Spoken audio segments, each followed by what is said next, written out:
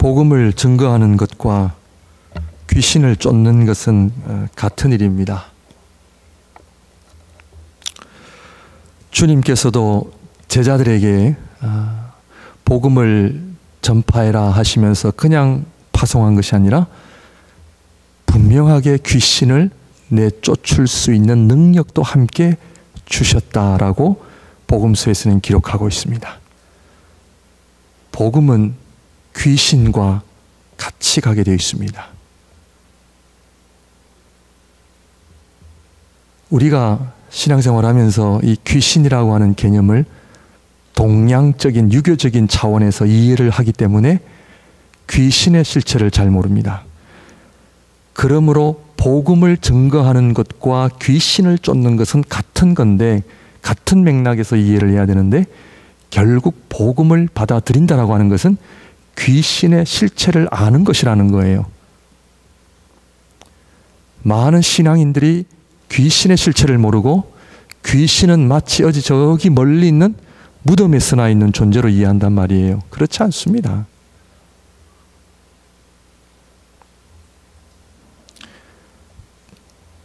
그러므로 우리가 이해를 해야 될 것은 복음 사역은 귀신을 쫓는 사역과 같이 간다 하는 것을 이해를 하셔야 돼요. 이것이 지금 복음서에서 이야기하는 거예요. 제자들이 귀신 들린 어린아이를 쫓아내는데 예수님 왜 우리는 안 됩니까? 믿음이 없는 패역한 세대예요. 이것은 신앙의 게으름이나 나태함을 지적한 것이 아니라 그들의 불신앙을 지적하신 거예요. 불신앙. 예수님의 책망을 보시면 믿음이 없는 세대라고 하는 거예요. 왜 우리는 안 됩니까? 기도 외에는 안 되는 거죠. 기도를 하지 않으면 영적 세계를 이해할 수 없고, 기도를 하지 않으면 귀신의 실체를 알 수 없고, 기도를 하지 않으면 복음의 능력을 알 수 없는 거예요.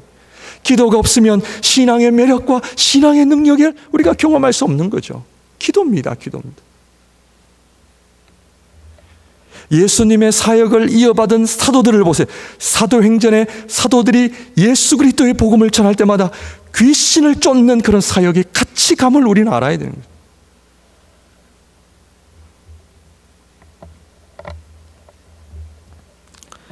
복음을 믿는다는 것은 귀신을 내쫓는다라는 이 의미는 무슨 말이냐? 잘 이해를 하셔야 됩니다.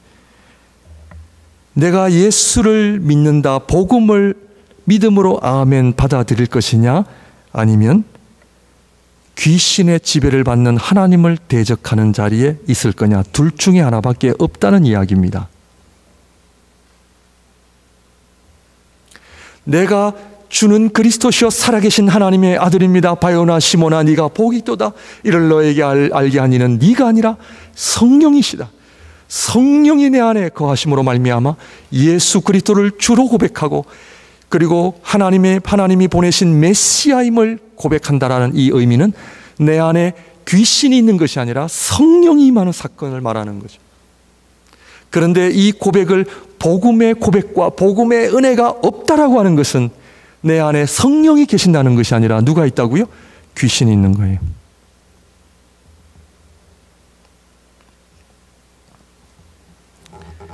내가 하나님의 말씀을 믿고 따르든지, 아니면 좋게 얘기하면 내 마음대로 살든지, 아니면 귀신의 지배를 받든지입니다. 주는 그리스도시요 살아계신 하나님의 아들입니다 고백했던 베드로가 예수님의 십자가와 부활하심을 얘기하시니까 베드로가 주님이시여 그런 일이 주님께 일어나지 않을 겁니다. 이때 예수님께서 베드로에게 사탄아 물러가라, 네가 하나님의 일을 생각지 아니하고 사람의 일을 생각하는도다. 뭐라 하겠어요? 사탄아. 성령의 역사가 갑작스럽게, 성령의 역사가 임했던 베드로에게 갑자기 사탄이 임한 거예요.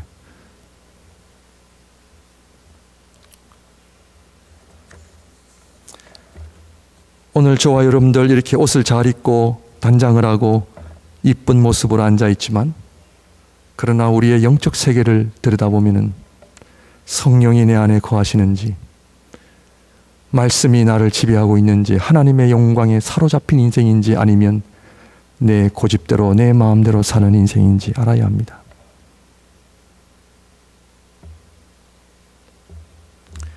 그런데 우리는 언제부터인가 신앙의 중간지대를 만들어 놓았어요.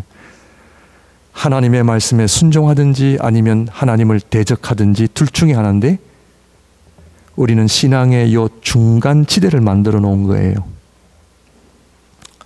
사랑하는 성도 여러분, 지난 한 주간 동안 성령의 능력 가운데 하나님의 말씀에 순종하며 살아오셨습니까? 아니면 귀신에 의해서 저와 여러분 마음대로 살아오셨습니까? 상당히 기분 나쁘시죠? 네.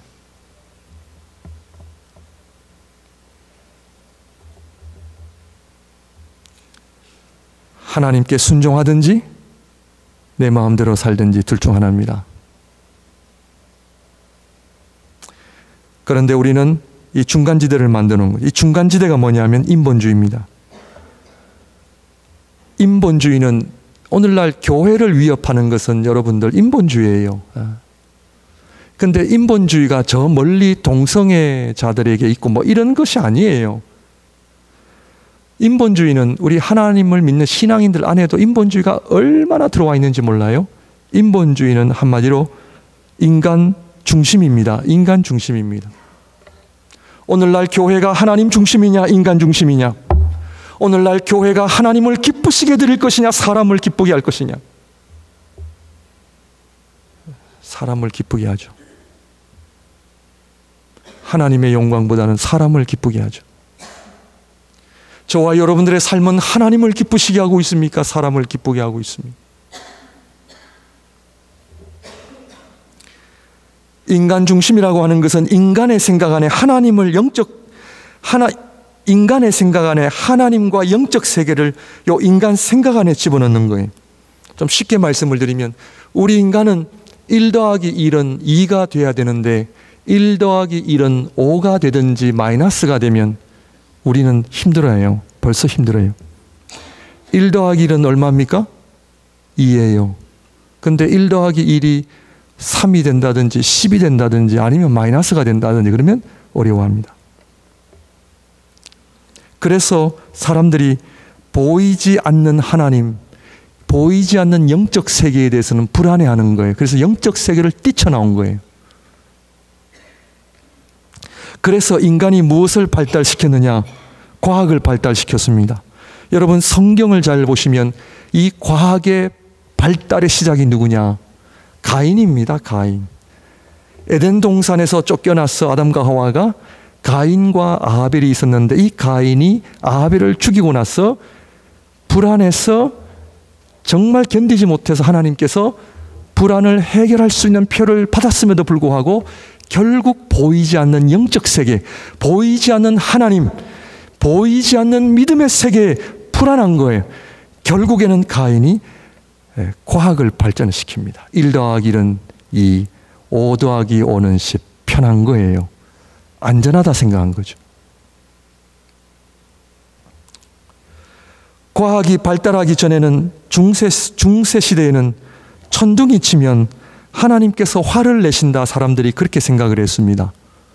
그래서 천둥이 치면 사람들이 두려워서 교회에 모여와서 그 진노하신 하나님 앞에 벌벌 떨어서 찬양하고 회개를 했거든요. 그런데 과학이 발달하면서 천둥이 왜 치느냐? 저거는 하나님이 노하신 것이 아니라 자연의 어떤 현상 때문에 천둥이 일어나는 거니까 무서워할 필요가 없다. 과학의 아주 기가 막힌 논리죠. 맞죠? 맞아요? 천둥 쳐도 안 놀래요. 과학이 우리에게 주는 유익이 있습니다. 그러나 이 과학의 발달은 결국 우리로 하여금 영적 세계를 부인하고 결국에는 하나님으로부터 점점 멀리 떨어져 가게 하는 역할을 한다는 것이죠.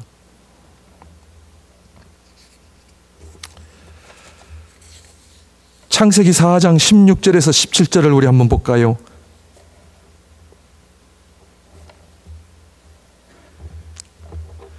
가인이 여호와 앞을 떠나서 에덴 동쪽 놋 땅에 거주하더니 아내와 동침하며 그가 임신하여 에녹을 낳은지라. 가인이 성을 쌓고 그의 아들의 이름으로 성을 이름하여 에녹이라 하니라. 가인이 누구를 떠나서요? 여호와 앞을 떠나 보이지 않는 영적 세계를 떠나, 보이지 않는 믿음의 세계를 떠나 보이는 세상을 만든 것이 성입니다. 그 영어로 말하면 castle이죠, castle. 이 성이 발전하여 바벨탑이 되고, 이 바벨탑이 오늘날 우리가 사는 이 시티라는 말이 여기서부터 왔습니다. 도시. 인간들이 도시를 형성한 이유는 우리 인간의 보호막입니다. 하나님으로부터 독립하겠다는 거예요. 그래서 높은 빌딩이 있고, 막, 그죠? 그래서 요즘도, 옛날도 그렇지만 요즘도 누가 최고예요? 예, 요즘에는 창조주 위에 건물주가 최고라잖아요. 예, 건물이 많은 사람. 영적 세계를 모르는 사람은 눈에 보이는 것을 의지합니다. 보이지 않는 하나님을 믿지 못하겠다는 거예요. 1 더하기 1은 2가 돼야 되는데 1 더하기 1은 제로가 되기도 하고 마이너스가 되니까 불안한 거예요. 그래서 우리 인간은 이 세상을 하나님이 아닌 과학으로, 인간 중심으로 이 세상을 안전한 세상으로 만들겠다. 이것이 가인부터 시작된 겁니다. 창세기 11장의 바벨탑의 논리가 그거죠. 우리가 흩어짐을 면하자, 우리의 이름을 세우고 이제는 더 이상 하나님으로부터 멸망을 당하지 않도록 바벨탑을 세우자는 거예요. 왜 우리가 하나님 앞에 나와서 주여 주여 이렇게 할 필요가 없다는 거예요. 집에 먹을 거 있고 돈 있으면 되지, 뭐 그렇게 기도하며 살아야 될 이유가 어디 있냐는 거죠. 저기 기도하는 사람들은 불쌍하고 못 사는 사람들만 기도하고, 여러분들 중남미 기독교가 전부 다 가난한 이유는, 기독교는 가난한 사람들의 종교라고 이야기를 하죠. 왜냐하면 힘이 없으니까. 우리 한국이 가난했을 때는 기도 엄청 했습니다. 주여 살려달라고 했습니다.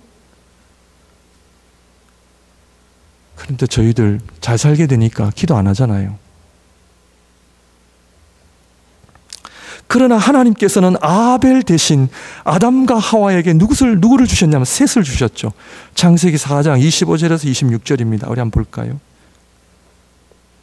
아담이 다시 아내와 동침함에 그가 아들을 낳자 그의 이름을 셋이라 하였으니 이는 하나님이 내게 가인이 죽인 아벨 대신에 다른 씨를 주셨다 함이며, 셋도 아들을 낳고 그의 이름을 에노스라 하였으며 그때의 사람들이 비로소 여호와의 이름을 불렀더라. 가인은 여호와 앞을 떠나 성을 쌓지만 이 셋은 에노스라고 하는 아들을 통하여 여호와의 이름을 불렀더라. 여호와의 이름을 불렀더라는 의미는 예배입니다. 에노스라고 하는 이름의 뜻은 나는 죽을 수밖에 없는 존재라는 뜻입니다. 가인은 여호와 앞을 떠나 성을 쌓는 인생을 살아가지만 에노스는 죽을 수밖에 없는 인생, 성을 쌓고 물질을 축적하고 하나님 없이도 사는 세상을 만드는 과학과 문화를 발전시키는 삶이 아니라 하나님 앞에 예배하는 인생입니다. 하나님께서 나를 지켜주셔야만 안전하고 여호와 하나님께서만이 내게 진정한 복을 주실 수 있다. 이 고백이죠. 그래서 창세기는 2개의 족보가 계속해서 등장합니다. 셋의 족보와 가인의 족보, 이삭과 이스마엘의 족보, 야곱과 예서의 족보. 한쪽은 자신의 힘을 의지하고 과학을 발달시키고 성을 쌓고 도시를 만들어 하나님 없이도 살 수 있다라고 하는 그런 부류와 보이지 않는 하나님을 섬기며 사랑하며 예배하는 자들의 족보입니다. 어디를 가든지 하나님을 사랑하고 하나님을 예배하고 보이지 않는 영적 세계를 바라보며 살아갔던 사람들입니다. 가인의 후손, 이스마엘의 후손, 에스의 후손들은요 다 잘 살았어요. 잘 보세요. 부자들이었습니다. 나라들을 세운 자들이었습니다. 에서 같은 경우는 야곱이 외삼촌 라반의 집에서 죽도록 고생할 때에 이 에서는 에돔이라는 왕국을 만들어 벌써 왕의 자리로 올라갑니다. 왕국을 건설했던 왕들은 엄청난 명예와 부를 누렸고 야곱은 엄청나게 고생하면서 약복 강가에서 천사와 씨름합니다. 야곱을 가리켜 하나님께서 이스라엘이라는 이름을 주셨죠. 이스라엘은 누구냐? 하나님을 떠나 자신의 힘을 의지하고 살아가는 자들이 아니라 하나님 없이는 살 수 없다라고 고백했던 그 야곱처럼 약복 강가에서 천사와 씨름했던 이 연약한 인생을 통해 하나님께서 이스라엘 민족의 조상으로 만듭니다.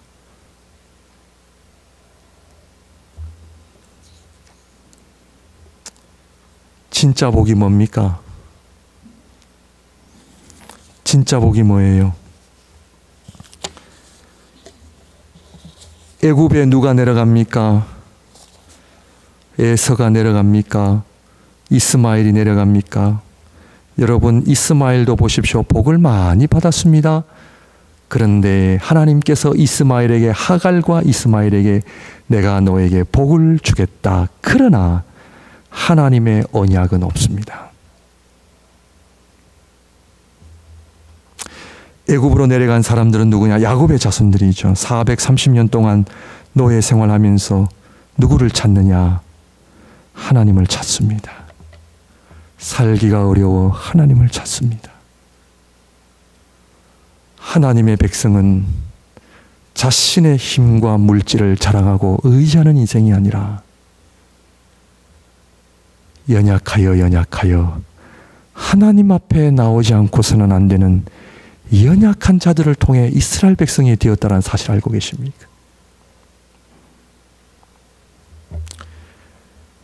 (430년) 동안 노예 생활을 하면서 출애굽을 하게 되죠. 하나님의 선택을 받은 백성이 됩니다. 이 이스라엘 백성이 신약시대에 누가 됩니까? 신약시대에 와서 누가 돼요? 시온주의 유대인들이에요. 그래서 유대인들이 세계에서 제일 잘 사는 것처럼 유대인들이에요? 아니에요. 성경을 잘 봐야 됩니다. 이스라엘 민족이 신약의 예수 그리스도로 말미암아 이스라엘 민족, 하나님의 선택과 하나님의 복을 받은 이 이스라엘 민족이 예수 그리스도로 인하여 누가 되느냐? 누구예요? 교회입니다. 교회. 교회는 눈에 보이는 세상의 원리와 힘으로 살아가는 인생들이 아니라 보이지 않는 영적 세계를 바라보며 보이지 않는 하나님을 예배하며 그분을 사랑하고 세상의 원리와 세상의 성공이라고 하는 원칙에 따르는 자들이 아니라 하나님의 말씀과 거룩함과 하나님의 말씀에 순종함으로 하나님의 나라를 구하며 살아가는 거룩한 하나님의 선택받은 백성 민족임을 알고 계십니까? 교회가 그래서 중요합니다. 주일 예배는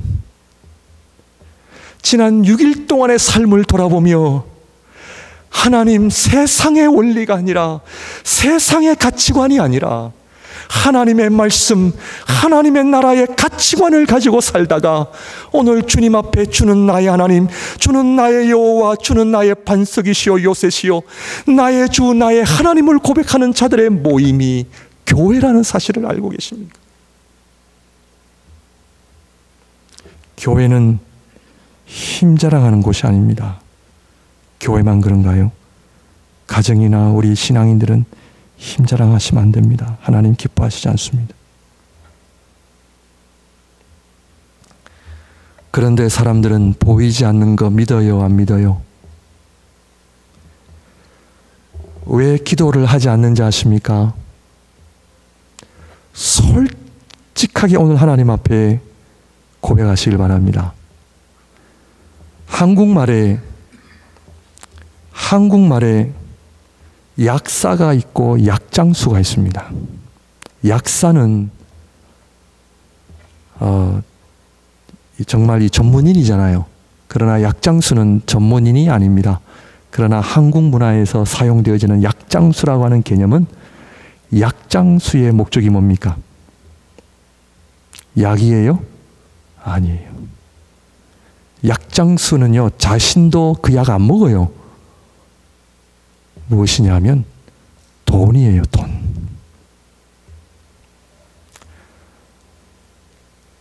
오늘 우리 신앙인들이 정말 살아계신 하나님을 믿느냐는 거예요. 내가 정말 살아계신 하나님을 믿느냐는 거예요. 내가 정말 주님의 말씀이 진리요 생명이요 구원임을 믿느냐는 거예요. 사람은 속일 수 있습니다. 저도 목사로서요, 여러분들 속일 수 있어요. 그러나 하나님은 속일 수 없습니다. 하나님은 제 마음 아시거든요. 살아계신 하나님을 믿는다면 오늘날 교회는 이럴 수가 없습니다. 내가 하나님을 믿는다면 눈에 보이는 것 때문에 실망하고 좌절하고 마음 상하지 않습니다. 우리의 문제는 내 문제예요.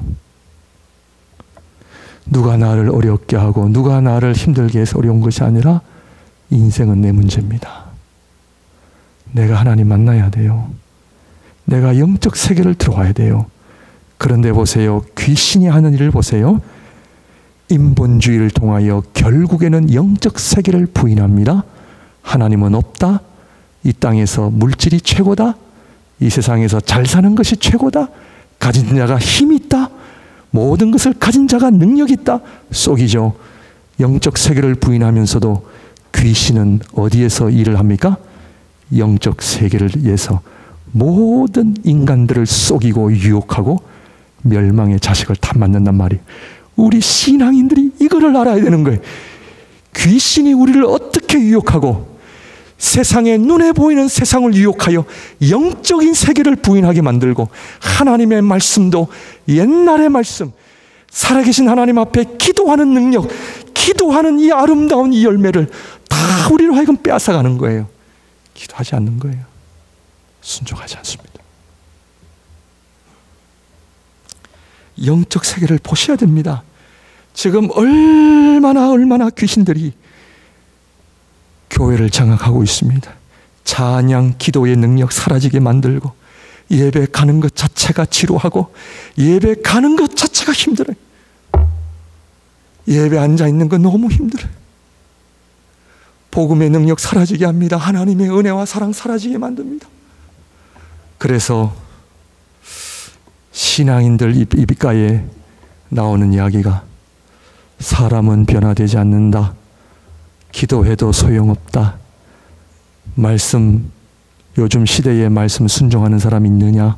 다 이런 얘기를 하는 거예요.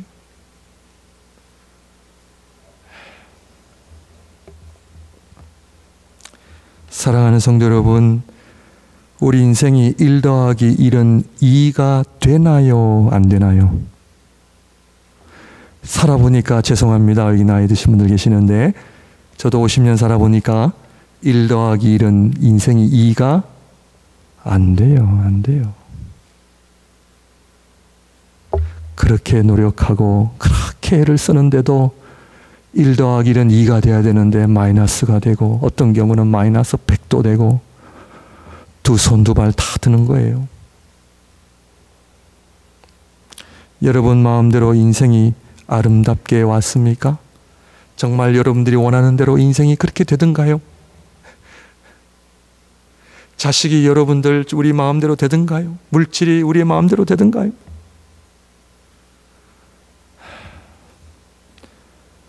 오늘 본문의 말씀처럼 제자들의 고백처럼 왜 우리는 안 됩니까?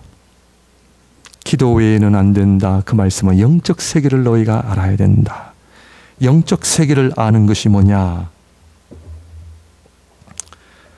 복음으로 돌아옵니다. 첫째, 주는 그리스도시요 살아계신 하나님의 아들입니다. 태초에 하나님께서 천지를 창조하시니라. 우리 모든 신앙의 출발이 뭐냐면 하나님이세요. 하나님만이 진정한 나의 하나님이십니다.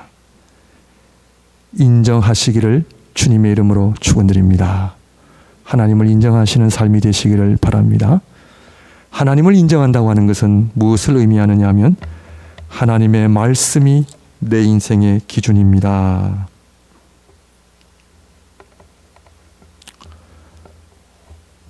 솔직하게 말씀 보나요?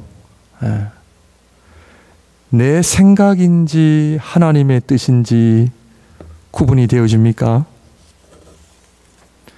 하나님께서 사울 왕을 사무엘 선지자에게 사울 왕에게 아말렉과의 전쟁에서 다 죽여라 명령을 받았어요. 그 사울 왕이 아말렉과의 전쟁에서 다 죽이려고 하니까 살찐 송아지 참 아름다운 것이 있는 거예요. 그래서 자기 생각에 이거는 죽이면 안 되겠다 해가지고 감춘 거예요. 살려둔 거죠. 이것이 화근이 되어서 하나님께서 사울 왕에게 뭐라고 얘기하시느냐면 네가 나를 버려 나도 너를 버린다. 말씀을 잘 보세요. 말씀에 다 불순종한 것도 아니에요. 90점 맞았어요. 90점이면 잘한 거예요. 다 죽였는데 그 중에 일부를 살려둔 거예요. 그런데 하나님께서는 아니다라는 거예요. 하나님의 말씀이 얼마나 철두철미하게 완벽한지 여러분들 알고 계세요. 저와 여러분들이 하나님 앞에 가인부터 시작된 이 세상의 부와 명예를 다 가져도 하나님 말씀 앞에 그거는 나하고 상관이 없다 그러면 그거는 가장 불행한 인생이에요. 가장 불행한 인생입니다. 실격이죠. 이 정도면 하나님께서 봐주셔야 될 거 아니에요. 정말 사도 바울이 고린도 후서에서 내가 내 자신을 죽게 복종시키는 것은 내 자신을 죽게 복종시키는 것은 하나님 앞에 설 때에 부족함이 없기 위하여 날마다 나는 죽노라. 날마다 하나님의 거룩한 말씀이 내 인생을 지배하고 내 생각과 내 언어를 지배하고 내 심령을 지배하여 하나님의 거룩한 뜻을 드러내는 그 삶이야말로 하나님이 기뻐하시는 삶인데 우리가 그렇게 살아가고 있습니까? 다윗 같은 경우는요, 한 번은 나단 선지자와 함께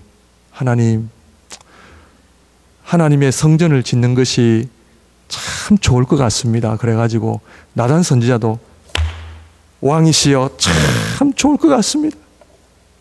그래서 다윗 왕이 하나님의 성전을 짓는다고 신이 나서 나단 선지자가 하나님 앞에 와가지고 했는데 하나님께서 아니다. 가서 이야기해라. 다윗은 하나님의 성전을 짓지 못한다. 겉으로 보기에는 얼마나 아름다운 일입니까? 겉으로 보기에는 얼마나 하나님 기뻐하시는 일입니까? 그러나 하나님의 말씀은 아니다 하지 마라. 다윗의 훌륭한 점은 여기 있습니다. 하나님 말씀 앞에 자신의 뜻을 완전히 접습니다. 저 같으면 하나님 어떻게 그럴 수 있습니까? 제가 부귀영화를 누리겠다는 것도 아니고 제가 하나님의 성전을 하나님의 영광을 위해서 내가 그 일을 하겠다고 하는데 하나님이 허락지 아니하시다니요. 때를 써서 여러분 이것이 신앙이 아닙니다. 신앙 아니에요. 나단 선지자를 통해서 하나님의 말씀 앞에 다윗은 그 자리에서 내려놓습니다. 알겠습니다. 순종하겠습니다.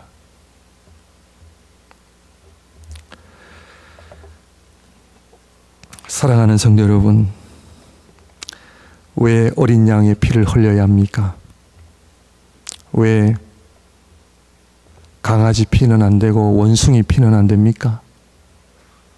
왜 교회는 이렇게 문제가 많고 우리 가정은 왜 이렇게 어렵고 왜 내 마음에 안 드는 일들이 일어납니까?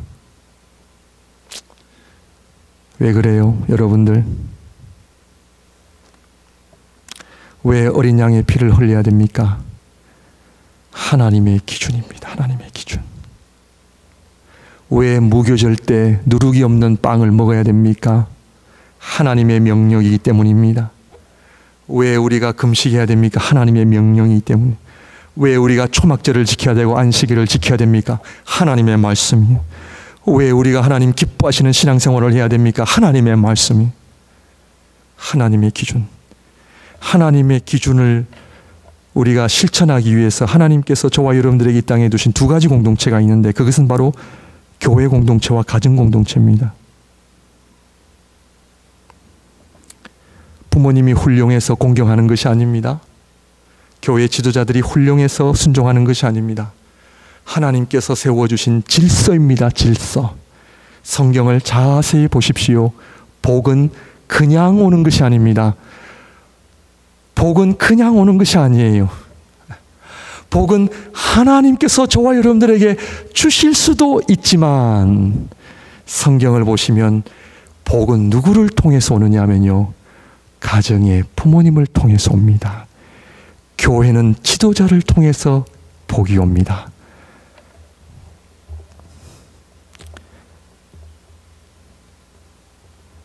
교회 공동체, 가정 공동체, 하나님의 복이 흘러가는 곳입니다.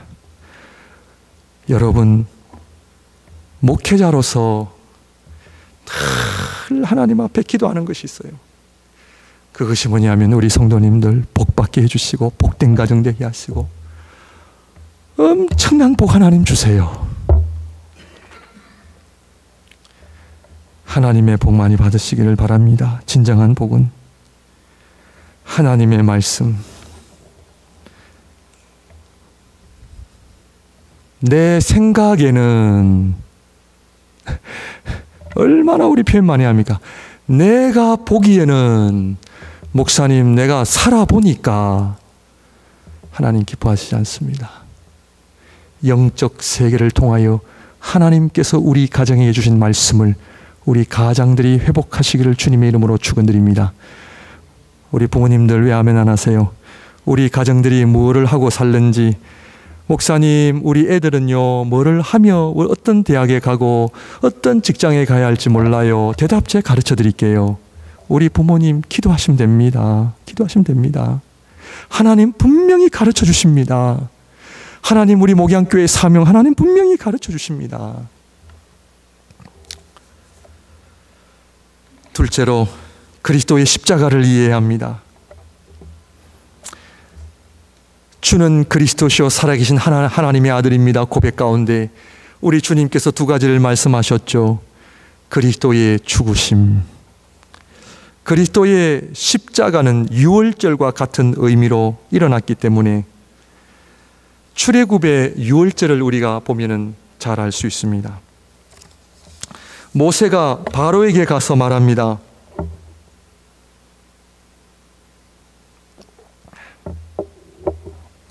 여호와 하나님께서 말씀하시기를 내 백성을 보내라. 바로가 기가 막혀서 누구 백성이라고? 소유에 대한 싸움입니다. 이스라엘 백성이 바로의 소유였습니까? 하나님의 소유였습니까? 하나님의 소유였는데 빼앗아갔죠. 마귀가 빼앗아갔습니다. 사랑하는 성도 여러분, 복음을 잘 알고 계십니까? 복음의 능력을 알고 계십니까? 복음의 은혜를 알고 계십니까? 우리의 영혼 누가 다 빼앗아갔어요? 마귀가 다 빼앗아갔어요. 우리 하나님께서 내 백성을 보내라, 모세를 지켜서 내 백성을 보내라. 출애굽을 하려면 뭐를 해야 돼요? 값을 지불하셔야 돼요. 쉽게 말씀을 드리면 하나님께서 사탄과의 딜을 하신 겁니다. 내 백성을 내놔라.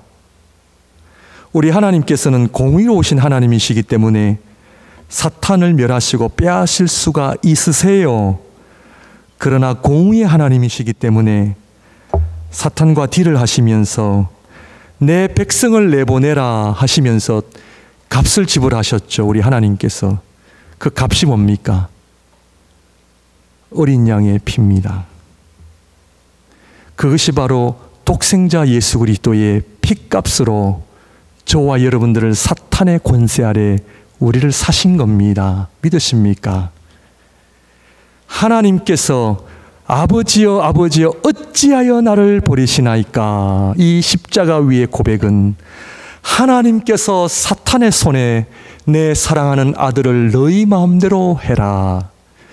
십자가의 고난과 피 흘림의 사건은 사탄이 하나님의 아들이신 예수 그리스도를 막대한 사건이죠. 왜냐? 하나님께서 저와 여러분들을 구속하기 위한 피값입니다. 이 세상에 최고의 값은 돈도 아니요, 내 생명도 아니요, 내 자식의 피인 줄 압니까? 여러분들 알아요? 이 아들의 피값이 얼마나 귀한 줄 아세요? 그래서 주님의 죽으심은 그냥 죽으심이 아니라 십자가의 고난과 모든 피와 한 방울 물방울까지 다 쏟으셔야만 했던 죽으심. 이사야 53장에 잘 나타나 있습니다. 그렇다면 하나님께서 예수 그리스도의 핏값으로 우리를 사셨다면 우리는 누구의 것입니까? 누구의 것이에요?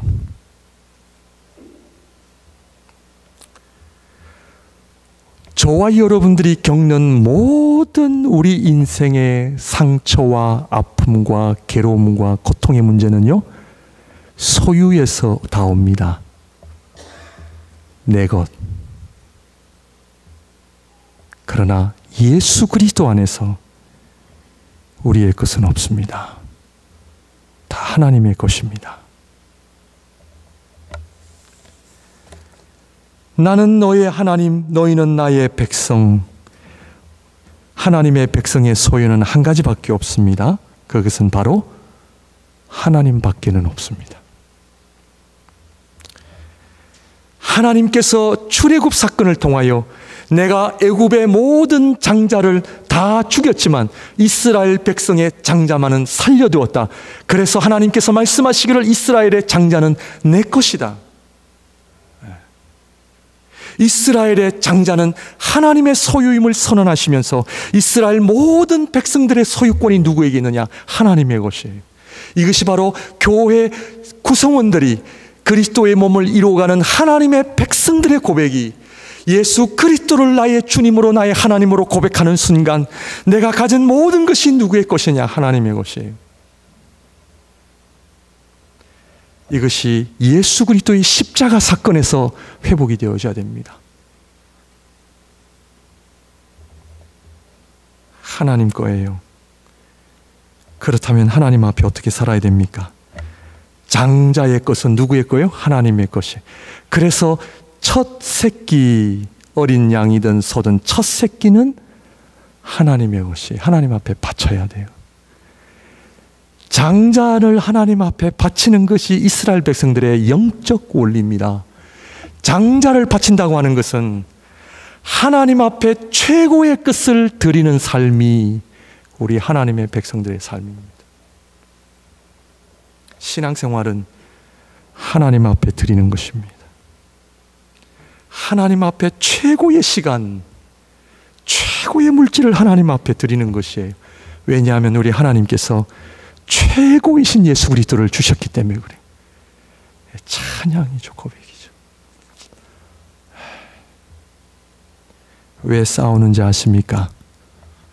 내 거냐 네 거냐 때문에 싸웁니다.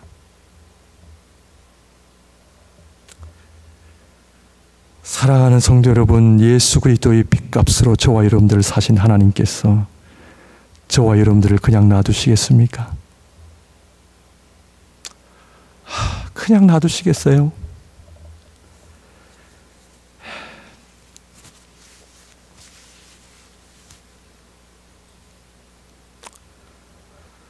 당신의 아들의 핏값으로 산 저와 여러분들을 그냥 놔두시겠어요?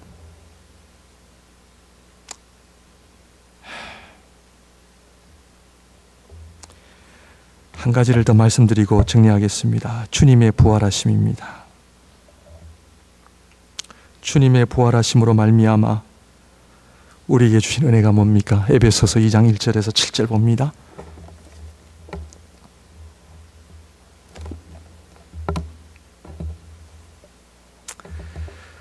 그는 허물과 죄로 죽었던 너희를 살리셨도다. 그때의 너희는 그 가운데서 행하여 이 세상 풍조를 따르고 공중의 권세 잡은 자를 따랐으니 곧 지금 불순종의 아들들 가운데서 역사하는 영이라.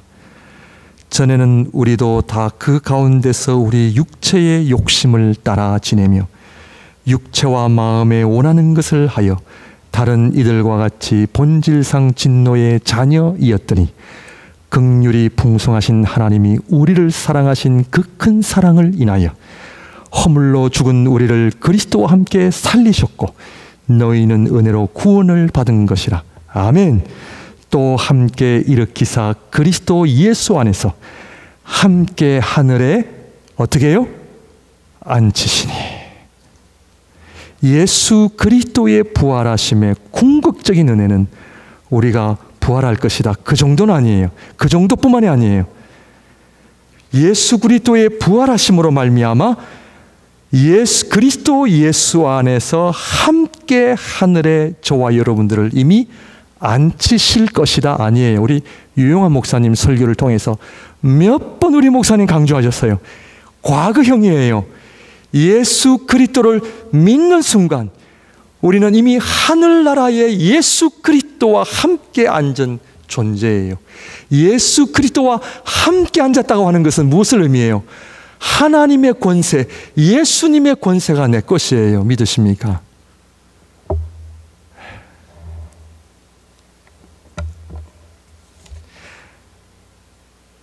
하늘의 안침을 얻었다고 하는 것은 두 가지인데 사탄이 저와 여러분들을 공격하는 두 가지가 있는데 그것은 죽음이에요. 부활함으로 말미암아 더 이상 죽음이 우리에게 무기가 될 수 없어요. 너 조심해. 내가 너 죽일 거야. 죽여봐. 부활하는데요. 죽음이 더 이상 쓸모가 없게 된 거예요. 예수 그리스도의 죽으심과 부활하심으로 말미암아 예수 그리스도를 믿는 자에게 죽음의 무력화를 한 거예요. 그리고 한 가지 더 있어요. 미움이에요. 미움. 계속 미워하고 계속 미워해도 우리 하나님의 백성들은 사랑하고 용서해요. 더 이상 미워할 수 있어요? 없어요? 여러분 용서하십시오. 사랑하십시오. 상대방 더 이상 미워할 수 없어요. 이 사탄의 무기를 완전히 무력화하는 것이 바로 예수 그리스도의 부활하심, 예수 그리스도의 부활하심으로 말미암아 하나님의 권세가 나의 권세, 예수 그리스도의 권세가 나의 권세. 그 권세는 이 땅에 예수 그리스도의 복음으로 말미암아 하나님 나라를 이루어갈 수 있는 능력, 예수 그리스도 이름의 권세, 사탄을 물리치고 귀신을 쫓아내는 그런 권세가 우리 안에 있음을 알고 살아가는 것이 하나님의 백성들의 삶이에요. 이 땅에 지옥과 같은 세상을 천국으로 만들 수 있는 능력이 내 안에 있어요. 물질이 아니에요. 이 세상에 내가 많은 것을 가졌다 해서 능력이 있는 것이 아니에요. 조금만 기다리세요. 쓸모없어요.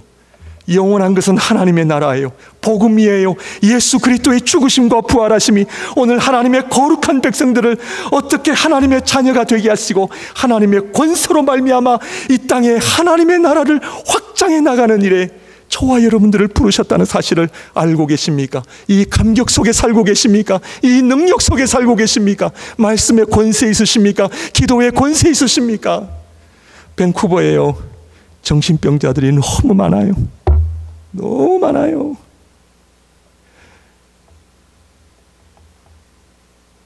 정상적인 사람들이 사라진다는 거잖아요.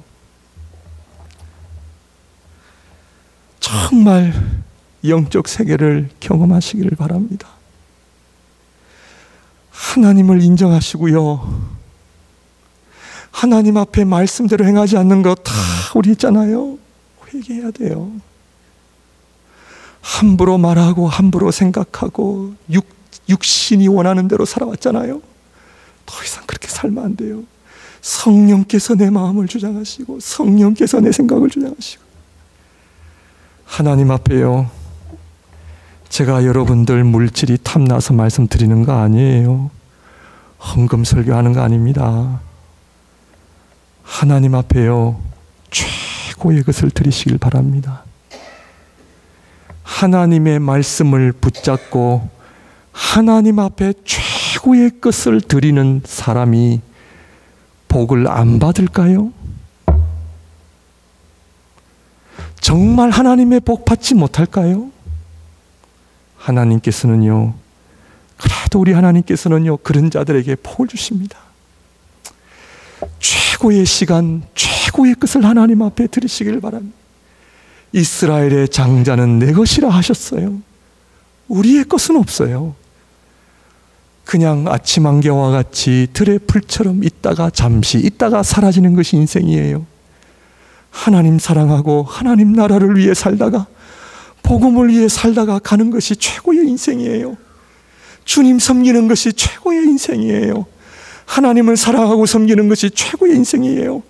사랑하는 성도 여러분, 우리가 이 세상에서 최고인 밴쿠버에서 살잖아요. 얼마나 살기 좋아요. 얼마나 좋아요.